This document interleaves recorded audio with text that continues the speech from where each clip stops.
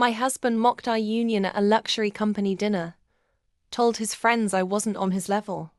So that night, I walked out and built an empire he'll forever envy. That night, the chandeliers dripped gold and the waiters glided like ghosts. We were at a luxury dinner, my husband, his friends and me. The decorative wife he paraded like a fine watch. They laughed about investments, yachts, and private jets. I sipped my champagne, smiled politely, until his voice cut through the laughter. I doubt our sham of a marriage will survive another year, he said, swirling his wine. She's not on my level. They roared with laughter. He didn't notice I'd gone silent.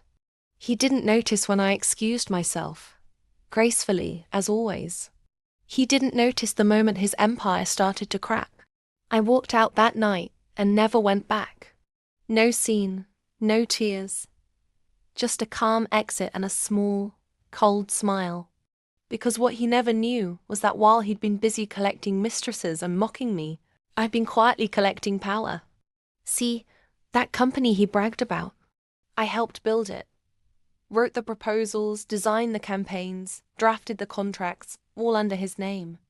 And because he never bothered to understand the boring legal stuff, he signed everything I handed him, including one tiny clause that gave me ownership of half the intellectual property. So when I left, I didn't leave empty-handed. I left with rights, access, and the one weapon no man like him expects: competence. Within a year, I launched my company. Same field, better ethics, sharper strategy. His clients noticed.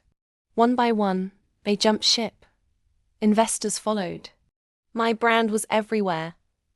The woman who rose from her husband's shadow to become the light. He tried to sue. The courts laughed. Turns out the documents he'd signed over dinner 3 years ago, the ones I'd drawn up for tax purposes, they made me a silent co-founder. He was fighting me with my own signature. But the real twist, when the press called him for a comment on my success, he tried to smear me. He said, "She only built that company because she married me." And that's when my final card dropped. I donated a portion of my profits to fund a women's entrepreneurship scholarship in his mother's name.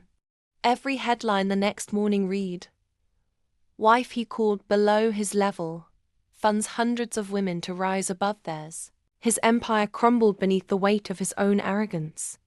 Mine soared, built on the foundation he never realized I was laying while he laughed. Now when people ask about him, I just smile and say, he was right. Our marriage didn't survive another year. But my empire did.